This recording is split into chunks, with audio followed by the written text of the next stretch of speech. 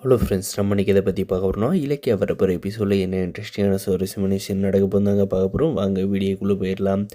நம்முடைய இலக்கியாவோட ஆசையை வந்து நம்முடைய கௌதம் சார் வந்து நிறைவேற்றுறாங்க. ஆனால் பார்த்தீங்கன்னா இந்த விஷயத்தெல்லாம் தெரிஞ்சுக்கிட்ட இந்த பைரவி வந்து, என்ன கௌதம், எனக்கு தெரியாத நிறைய விஷயம் வந்து வீட்டில் வந்து நடந்துகிட்டு இருக்கு. நான் என்னை வந்து இந்த வீட்டில் வந்து ஒரு ஆளையே வந்து மதிக்க மாட்டீங்களே அப்படின்ற மாதிரி எல்லாம் பார்த்தீங்கன்னா பைரவி வந்து கேள்வி கேட்குறாங்க.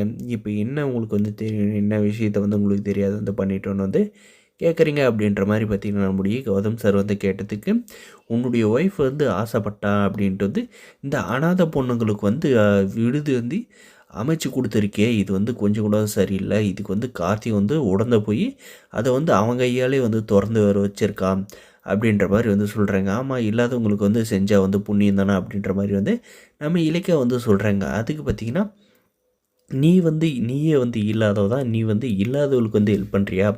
எங்களுடைய குடும்பத்தோட காசெல்லாம் வந்து நீயே வந்து அழிச்சிருவ போல இருக்குது. உனக்கு தேவைன்னா வந்து நீ சம்பாரித்து நீயே வந்து அந்த அனாதை விடுதியை வந்து அமைக்க வேண்டியது தானே.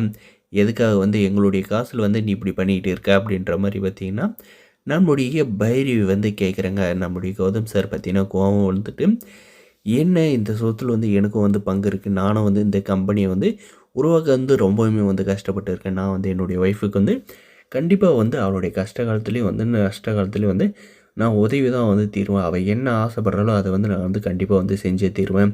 நீங்கள் வந்து என்னன்னாலும் சொன்னாலையும் வந்து என்னால் வந்துலாம் ஏற்றுக்க முடியாது அப்படின்ற மாதிரி வந்து சொல்கிறாங்க.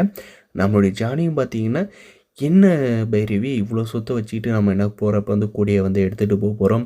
இதில் வந்து உதவி பண்ணால் என்ன இருக்குது, இலக்கிய வந்து செஞ்சதில் என்ன தப்பு, இல்லாதவங்க பொண்ணுங்களுக்கு வந்து எங்கே போய் தங்குவாங்க, அவங்களுக்கு வந்து ஒரு விடுதி வந்து அமைச்சு கொடுத்துருக்கா, அதுவும் அவங்களுக்கு எஜுகேஷனும் வந்து உதவி பண்ணலாமே அப்படின்ற மாதிரி வந்து சொல்கிறாங்க. இதனால் வந்து நம்மளுடைய பிஸ்னஸும் வந்து வளரும், அதுவும் போக நம்மளை வந்து 4 பேர் வந்து பாராட்டுவாங்க, நமக்கு வந்து புண்ணியமும் வந்து கிடைக்கும் அப்படின்ற மாதிரி வந்து சொல்கிறாங்க. இந்த புண்ணியத்தெல்லாம் வந்து வச்சுக்கிட்டு என்ன பண்ண முடியும், 10 காசுக்கு வந்து செல்லாது. இதனால் வந்து நம்மளுக்கு வந்து ரூபா பிரயோஜனம் இல்லை அப்படின்ற மாதிரி வந்து பைரவி வந்து பேசுகிறாங்க. பைரவி, நான் வந்து உங்கள் அண்ணன் கையில் வந்து பேசிட்டேன். இலக்கியா வந்து இதை வந்து ஆரம்பிக்கிறது ஆல்ரெடி வந்து என்கிட்ட சொல்லியிருந்தேன். அதுக்கு வந்து உங்கள் அண்ணனும் வந்து ஒப்புதல் வந்து கொடுத்துட்ட பிறந்தான் வந்து இந்த விஷயத்தையே வந்து இலக்கியா வந்து ஆரம்பித்தா. நீ வந்து சும்மா தேவையில்லாத வந்து நடந்துக்கிட்டு இருக்கிற விஷயத்துலலாம் மூக்கை நுழைச்சி உன்னுடைய மூக்கை வந்து உடச்சிக்கிட்டு போகாத.